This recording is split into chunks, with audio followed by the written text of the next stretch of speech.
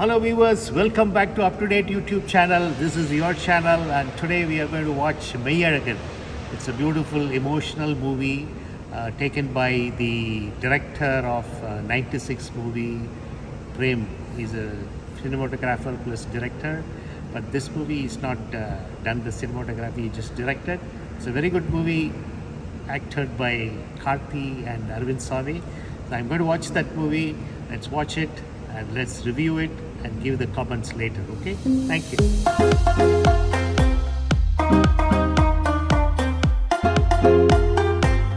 Hello viewers.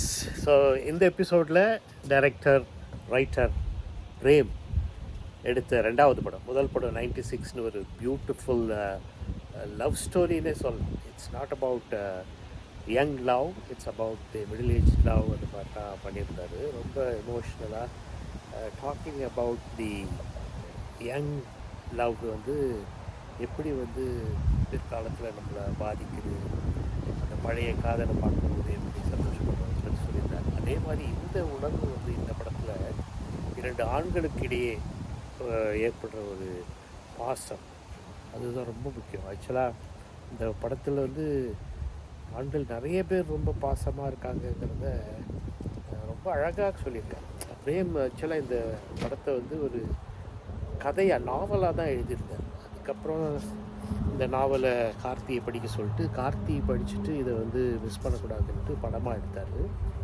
ரொம்ப நல்ல அட்டம்ப்ட்னு சொல்கிறத விட இது தமிழ் திரை உலகத்திற்கு கிடைத்த பல நல்ல படங்கள், மகேந்திரன், பாலு மகேந்திரா, இனிஷியல் பாரதிராஜா படங்கள் மாதிரி பிரேமுடைய படங்கள் வந்து உணர்வுகளையும் மனித உறவுகளையும் சொல்கிற ஒரு beautiful movie. Don't miss, go watch it, okay?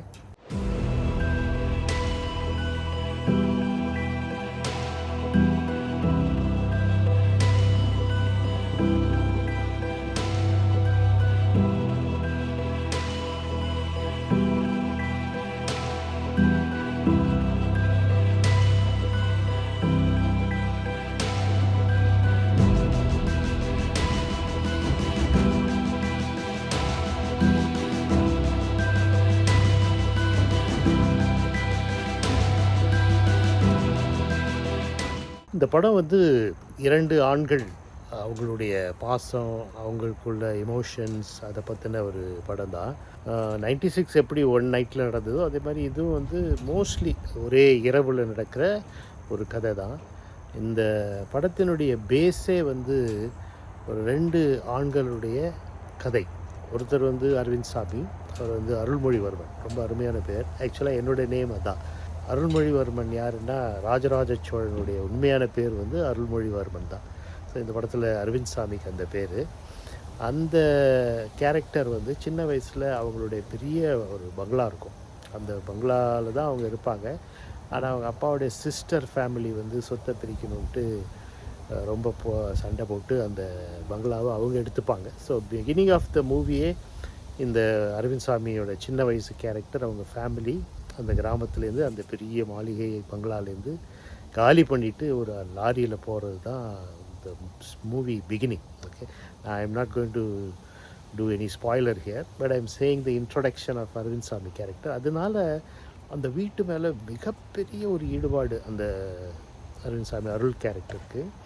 அந்த இழப்பு அவனால் தாங்கவே முடியல. அந்த ஒரு 18 வயசில் அங்கேருந்து கிளம்பிடுவேன். அதுக்கப்புறம் ஒரு 20 வருஷம் கழித்து 38 வயசில் தான் மறுபடியும் அந்த கிராமத்துக்கு தன்னுடைய சித்தப்பா பொண்ணு கல்யாணத்துக்கு போக வேண்டி ஒரு கட்டாயத்தினால் போகிறான். அது கூட சந்தோஷமாக போகல, அதனால் போனால் அந்த மூஞ்சிகளெல்லாம் பார்க்கணுமேன்ட்டு வருத்தத்தோடு தான் போகிறாரு. அது ஒரு கேரக்டர். ரெண்டாவது கார்த்தியோட கேரக்டர் வந்து கார்த்திக்கு ஒரு பேக்ரவுண்ட் இருக்குது. அவர் சின்ன வயசில் ரொம்ப கஷ்டப்பட்டவர், அவங்க அப்பா ஒரு ஏழ்மையான ஒருத்தர். ரெண்டு பேரும் ரிலேட்டிவ் தான், அரவிந்த் சாமியும் கார்த்தியும். ஆனால் கார்த்தி என்ன ரிலேஷன்ட்டு அரவிந்த் சாமி தெரியாமல் அவர் தவிக்கிறது தான் ஃபஸ்ட் ஹாஃபு. செகண்ட் ஹாஃபு அது தெரியலன்னாலும் பரவாயில்லன்னு ரெண்டு பேருடைய நட்பு தான் செகண்ட் ஹாஃபு. எண்டில் உண்மையாலுமே கார்த்தி யார், அவருடைய உண்மையான அன்பு பாசம் எவ்வளோ பெருசு அப்படிங்கிறத அரவிந்த் சாமி உணர்றது தான் செகண்ட் ஹாஃபில்.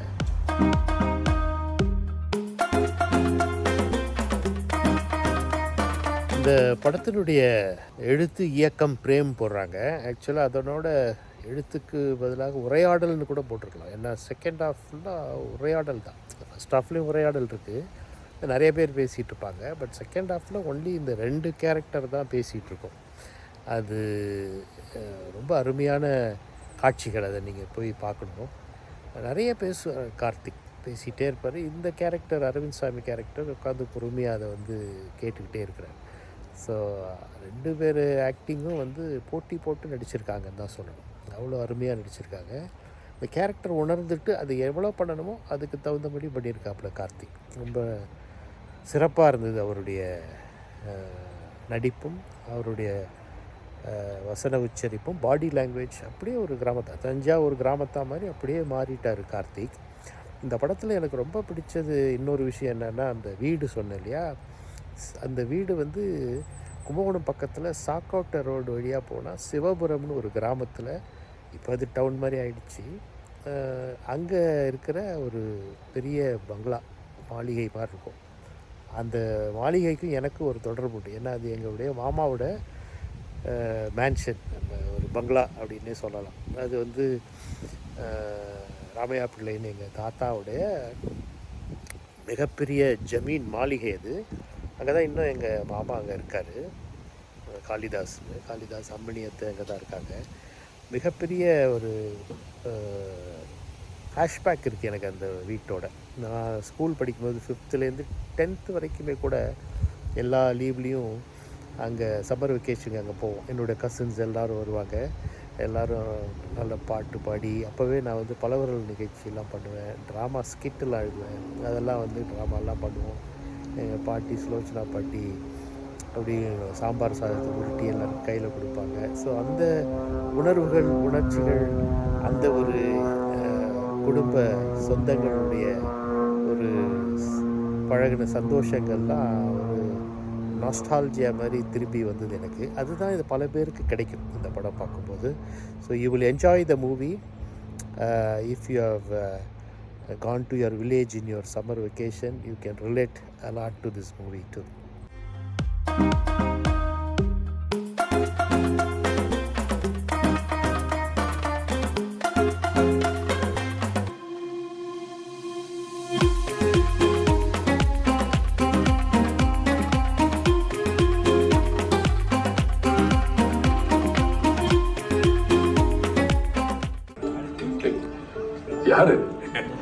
யாருன்னு கண்டுபிடிக்க பார்க்கலாம். நிஜமா தெரியல. குழு தரவா?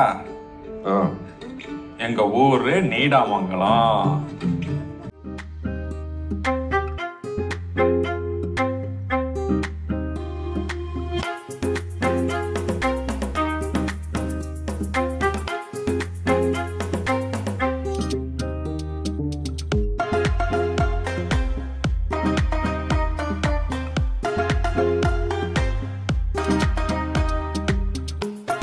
சொன்ன மாதிரி உரையாடல் சரி, வசனம் சரி, எல்லாமே ரொம்ப அற்புதமாக பண்ணியிருக்கார் பிரேம். ஒரு வசனம் வந்து நெல்லிக்காய் சாப்பிட்டு தண்ணி குடித்தா எப்படி ஒரு சந்தோஷம், எப்படி ஒரு உணர்ச்சி, ஒரு உணர்வு இருக்குமோ அந்த மாதிரி இருக்குது அப்படின்னு கார்த்திக் சொல்லுவாப்புல. இந்த மாதிரி நல்ல வசனங்கள், பல வசனங்கள் வந்து அப்படியே படத்தில் குட்டி கிடக்குது. இந்த படத்தில் பார்த்திங்கன்னா ஆண்கள் யாரும் அழறதுக்கு தயங்கவே இல்லை. எல்லோரும் அதான் அந்த ஹியூமன் ரிலேஷன்ஷிப்புன்னு வரும்போது, அந்த ஒருத்தரை சொந்தங்களை இழக்கும்போது, இழந்துட்டு பக்கத்துலேயே இருந்தாலும் போய் பார்க்க முடியாமல் இருக்கும்போது ஏற்படுற அந்த மனச்சோர்வு, ஏற்படுற அந்த மன இறுக்கம், அதெல்லாம் ரொம்ப நல்லா சொல்லியிருக்காரு டைரக்டர் பிரேம். மோஸ்ட்லி ராஜ்கிரண் கேரக்டரும் சரி, ஜெயபிரகாஷ் கேரக்டரும் சரி, அத்தான்னு எப்படி கார்த்தி வந்து அரவிந்த் சாமி அத்தான்னு படம் ஃபுல்லாக பேசிகிட்டு இருக்காரு, அதே மாதிரி ராஜ்கிரனோட தங்கச்சி புருஷன் தான் அரவிந்த் சாமியோட அப்பா ஜெயபிரகாஷ். அவர் அத்தான் நீங்கள் வந்திருக்கலாமே கல்யாணத்துக்கு அத்தான்னு அழறதுலாம் ரொம்ப உருக்கமாக இருக்குது. இதில் ஆண்கள் எல்லாருமே, அரவிந்த் சாமி அழுகிறாரு, கார்த்தி பல நேரங்கள் அழுவாப்புற, எல்லாம் வந்து பார்க்க வந்து வியர்டாக இல்லாமல் நம்மளே வந்து அந்த கேரக்டராக மாதிரி நாமளும் அவங்களோடு சேர்ந்து அழ ஆரம்பிச்சிடுறோம். அந்த உணர்வுகளை வந்து கடத்துறது தான் ரொம்ப கஷ்டம். The director has done that perfectly and this movie will get lot of awards. Arvind சாமிக்கும் கிடைக்கும், கார்த்திக்கும் கிடைக்கும், டைரக்டருக்கு எஸ்பெஷலி பெஸ்ட் ஃபிலிம் அவார்டு கிடைக்க வாய்ப்பு உண்டு. So wish the team all the best. Thank you. Hello viewers, Meiyazhagan episode எப்படி இருந்தது? பிடிச்சிருந்ததா? இந்த எபிசோடு உங்களுக்கு பிடிச்சிருந்ததா? Please like, share and subscribe. உங்கள் ஃப்ரெண்ட்ஸுக்கும் இந்த எபிசோடு அனுப்பி அவங்களையும் லைக், ஷேர், சப்ஸ்கிரைப் பண்ண சொல்லுங்கள். தேங்க்யூ. பாய்.